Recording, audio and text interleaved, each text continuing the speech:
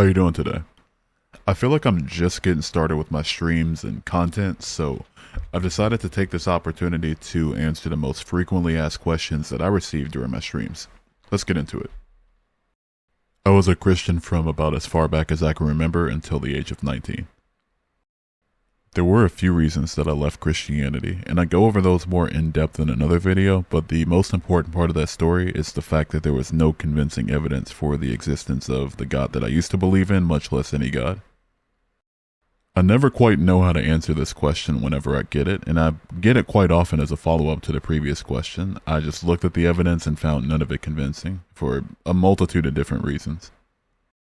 For me personally, there was about a year and a half between me reading the verses in the Bible that made me start thinking about God differently in the first place, and me reaching the conclusion that there was no good reason to believe that God exists. I was a Baptist for the first 16 years of my life, and then I switched to an apostolic church for 2 years. And after that, I was out of the church. I was questioning God's existence, so I didn't claim a denomination during that part of my time as a Christian. Considering that there's over 40,000 denominations of Christianity, even Christians can't seem to agree on what a real Christian is. But to answer the question more directly, yes, I was a real Christian in that I believed that Jesus Christ existed and that he was the Son of God and that he died for our sins and rose again. And if you want to say that I wasn't a real Christian, I mean, you're allowed to think that. I don't want to take that away from you, but that's not going to be something that I ever go back and forth about. No, I don't have any church hurt or religious trauma. I really did enjoy my time in the church, and my traumas that I experienced growing up were caused by people outside of the church who had nothing to do with the church or the religion. In fact, my time in the church and my faith in God were the things that helped me get through these traumas. So I know it's easier to apologize for bad behavior than it is to address the logical issues that I have with the religion and its teachings, but no, I don't have any religious trauma or church hurt, as it's so lovingly called. There weren't any sins that I loved so much that I felt the need to leave Christianity for them. And I think this is one of the most illogical questions I receive, since if I wanted to sin as much as I wanted, then I would just continue believing in God so that I can have someone to ask for forgiveness when I sin, rather than stop believing in God and take all accountability onto myself. Yes, I have read the Bible. In fact, I've read it all the way through twice. Once as a Christian. In fact, reading the Bible all the way through is what started me deconstructing in the first place. And I read it the second time just in early August 2024 as an atheist. No, I don't hate God. I just don't think he exists. And I think hate is way too strong of an emotion to have for a character that you think is fictional. Now, as a character, maybe, sure.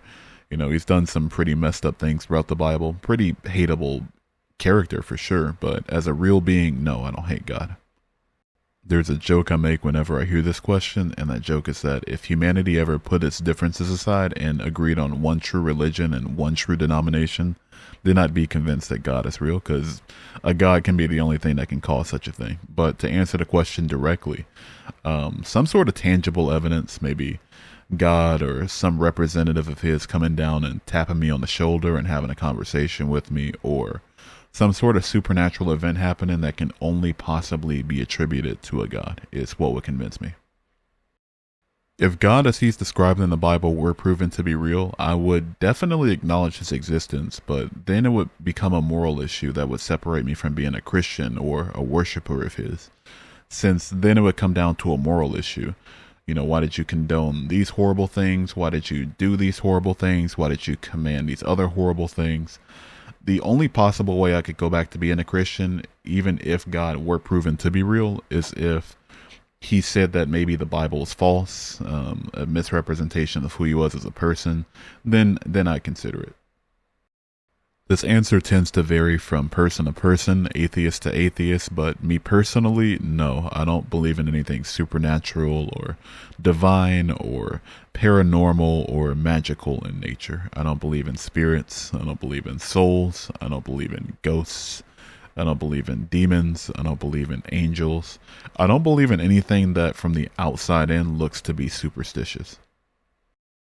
The answer to this question is no. I haven't considered joining any other religion at this time in my life. I used to be a Christian. I dedicated my whole being to Christ and Christianity. And in the 10 years since I've left, I had to tear down my entire reality around me and then rebuild it. And it was an exhausting process for sure. And so obviously I'm not going to be eager to jump back into some other religion that has the exact same structural issues as Christianity, as insofar as the reasons that I've left it. Now, maybe an atheistic one that's purely philosophical and that preaches a way of life, sure, maybe secular Buddhism or maybe Satanism, but other than that, no, I'm not really looking for another religion right now. As of the making of this video, I'm about a quarter of the way through the Quran, and I do plan on finishing it. I'm not planning on joining Islam. It is definitely not the religion for me.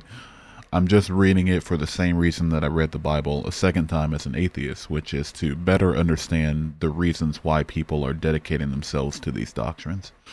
But just from the bit that I've seen so far, it is not, it's not my cup of tea. It's not for me.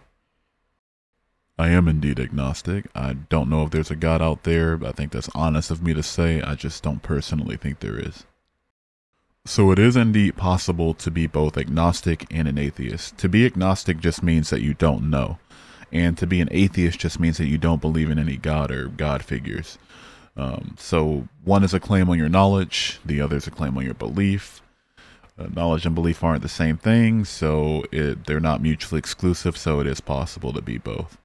Yes, I can guarantee that I've heard your argument for God before. The moral argument, the cosmological argument, the fine-tuning argument, the contingency argument, the ontological argument, the transcendental argument, all the historical arguments, the Shroud of Turin and the 500 witnesses and, personal experiences, near-death experiences, testimonies. I can promise you I have heard all of it at the absolute very low end 50 times a piece. I can promise you. They're just not convincing for a bunch of different reasons. No, I have not read the Gospel of David before because the Gospel of David does not exist. I know this is just a joke to try to see if I actually read the Bible, if I'm just lying about reading it, but please get a different joke. This one's overused. I am so tired of hearing it. No, I don't think that something came from nothing. I never claimed that something came from nothing. The people that get paid to study these things and that are far more educated than I'll ever be in these subjects don't make claims about what happened before the Big Bang, so I'm not going to either. But if you ask me to take a guess, I think the universe in some form or another has always existed.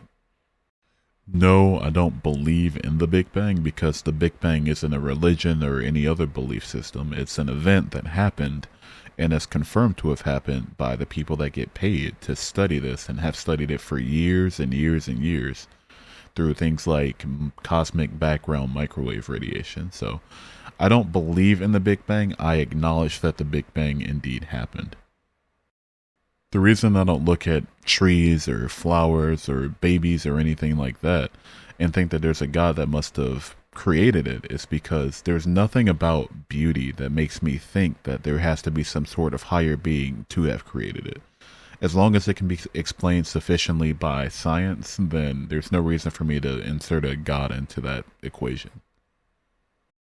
I keep hearing people recycle this phrase from Cliff Nettle, and the answer is yes. I do think that ultimately we evolved from the last universal common ancestor, and that last universal common ancestor was formed through abiogenesis, which is to say that it was formed from non-living matter over the course of millions and millions and millions of years of natural processes. And if you believe in a God, then you also believe that life can come from non-life. You believe that a God is alive and that God did not need a creator. So I'm glad we agree on that. I haven't read the book, A Case for Christ, but I have seen the movie. And if the movie is sufficiently adapted from the book, then the book will be just as equally uninteresting as the movie was. All it boiled down to was feel-good apologetics meant to preach to the Christian choir, rather than something meant to convince me as an atheist. Wasn't a fan of it. If it's your cup of tea, then, have at it for sure. It's just not for me.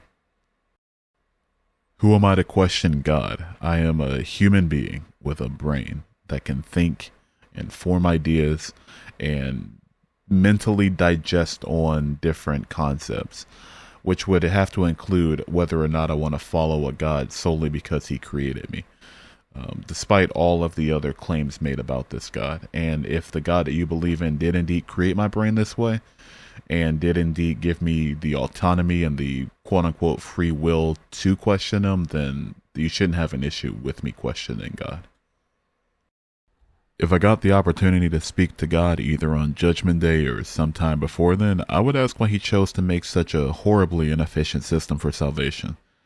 I would ask why he created rules for humans that he supposedly loves that could end up with them going to hell, why he chose to create brains like mine that need tangible evidence for the things they dedicate their life to, why he chose to leave the earth to its arch nemesis, why he chose to put the point of a free will choice at the point of believing he exists in the first place instead of at the point of showing himself and letting us choose him over the ruler of our current world. Why he then only left evidence in the form of a book full of things that brains like mine can deem to be moral failures that disagree with our moral convictions, narrative contradictions that break our laws of logic, and scientific impossibilities that break our laws of physics. Why he arbitrarily values faith instead of efficient and guaranteed salvation, and why bother telling his followers to spread the gospel in the name of that salvation if the salvation isn't important enough to show himself over. If his answer wasn't sufficient, then I'd come to grips with the fact that my reality was created by a being who made my brain to think that he was a petty, self-centered, narcissistic monster, and I'd accept whatever reality they thrust me into next. Also, I would ask if the people that gave me death threats and harassment in his name were justified in doing so, and if they're ending up in heaven. As of the making of this video, I'm 28 years old. I'm mixed. My voice sounds like this because I have GERD, or GERD, which is short for gastroesophageal reflux disease. Basically, stomach acid just keeps coming back up my throat randomly. Over time, it's irritated my esophagus, irritated my throat, and now my voice sounds like this, and it's probably only going to get worse. It gets worse when I eat fatty foods or spicy foods or acidic foods, which are all three my favorite flavor profiles, so I'm kind of cooked. I do have a pet. I have one cat. His name is Mandarin. He's orange. I call him Man for short, and he's the cutest thing ever. Right now, my musical taste is really all over the place. I've been getting back into 3 Days Grace. I'm really huge on Deftones. I'm kind of in the UK rap at the moment, 90s R&B. Soft indie like Jay Som or Margot and the Nuclear So-and-Sos or Blind Pilot or Lucy Rose. It's really all over the place right now. My favorite song of all time is Self-Care by Mac Miller. My favorite food is pizza, specifically a pizza with bacon and jalapenos, followed by steak, followed by chicken tenders. My favorite movie of all time is Moonlight from 2016 from A24. My favorite color is a tie between orange and gray. I do these streams mostly because I want to give people an opportunity to engage openly, honestly, and fairly with somebody that thinks differently than they do. It's not good for me to hang around only people that I agree with, and simultaneously, I don't think it's good for other people either. I also want people to critically think about why they believe the things they believe, and I want to have some fun along the way too. That's why I do this. I primarily stream on TikTok, but I also stream on YouTube, I stream on Twitch, and I plan to stream to a few other places as well. And you can check all of the places out that I do stream in my link tree. That's all the questions I can think of right now, but if you have anything else you'd like to ask me, make sure to leave them in the comments or message me either here or whichever platform I have where DMs are available, or just stop by one of my streams. That's it though. Take care.